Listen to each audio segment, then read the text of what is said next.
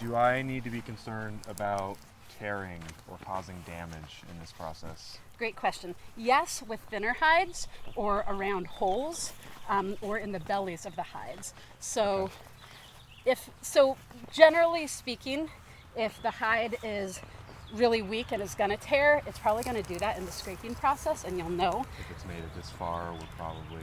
Yeah, and it's also stronger as it gets drier. When it's wet and sloppy, it's more inclined to do that. Okay. So also ringing is really hard on hides, and they can definitely tear out a bit in the ringing.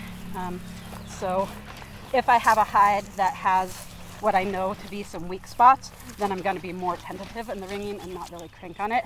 I'm going to try to be conscientious of not having a really long ringing stick that's going to give me so much torque that I can easily damage it. So I had asked if it was possible to overdo it, maybe tear the hide when you're working, and you pointed out when I got to this papery sound that's when you start running risk. Mm-hmm. And I'm probably not doing anything by trying to stretch once it's gotten that far along. I mean, you're softening it a little bit, but you can't by hand get it really soft and stretchy again. I need to have caught it before it got there. Totally, yeah. Yeah, you can often feel when it's starting to get there and you've got a little leeway to crank it open, but once it's super set up and papery, you really can't. It's too glued down, and trying could tear it. And the reason why it tears is because once those hides are glued to one another, then they can't give and stretch again. The only thing they can do in response to force is tear. Right. So, yeah.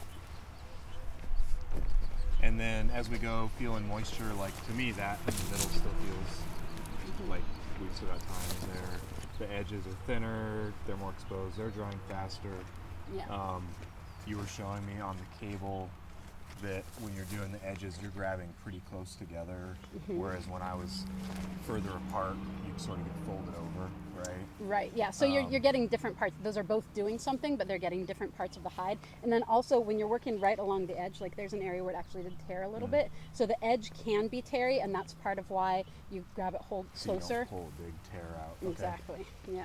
And then you're also kind of supporting it a little bit. And potentially if you got somewhere that you were satisfied with this, but there were a few dried edges that were papery, you can just go cut that. If yeah, you decide like here for example, super soft and fluffy inside that edge, but the edge itself is crispy. Right. You can trim that off. And you're only losing like half an inch, if that. Right, yeah. Although that said, that would be more than half an inch if it wasn't glued down. Right. But yeah, that's usually not, so long as it's no more than a quarter to half inch that I'm cutting off, I'm usually fine with that. If it's getting to be more than that, then that's a significant amount of hide once you add up the entire perimeter. Okay.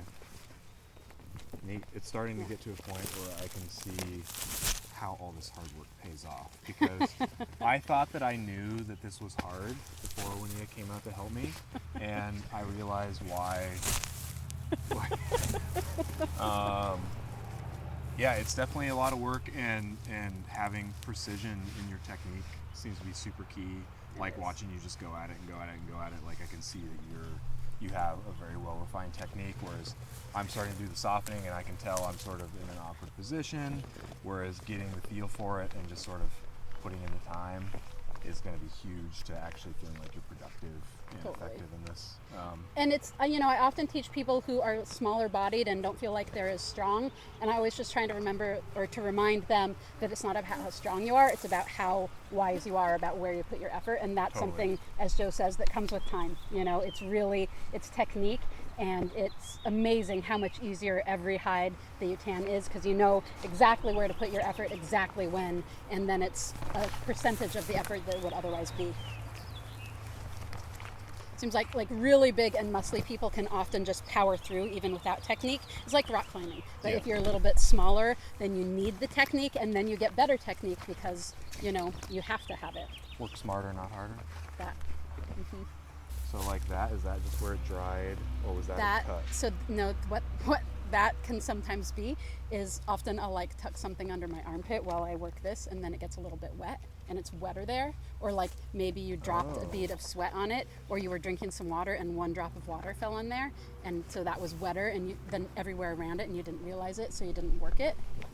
That color and texture is usually about that. Okay, so if we just got this wet now, we got this one wet and hung out to dry and walked away from it, what would happen? It would just be rock hard rawhide. turn right back into rawhide. I mean, it's not technically rawhide because it's been dressed and scraped, Right. but it's going to functionally act just like rawhide. And then you'd kind of be back to square one, Yeah. right? And Yeah. so that's, I mean, it would have more dressing in it. It'd be easier to dress the next time, but yeah, it's a bummer. what are some of the best stopping points in this process? Yeah, so if you get it part way through and you want to stop there, stopping before it gets to that fairly dry stage where the glue is tacky, that's where you stick it in a bag Stick and it put back it in in the your bag freezer and put it or in the the freezer, fridge if you're fridge. gonna, if you've got time Time the out for a next few day. hours or whatever if you come back to it. Yeah. And then, But once it starts to dry, and Yeah. get papery, then it's and so now we've dressed gotten again. to this point where we had some spots dry up on us. It's dry and breezy. Of course, it's going to happen quick. You can go straight back into the dressing with this if you wanted to just get Yeah, right if you back wanted to to it. bust it out then, or you could store it like this for a long time, Yeah. And aging from does the can help dog. it. Away from the dog is really key. Yeah.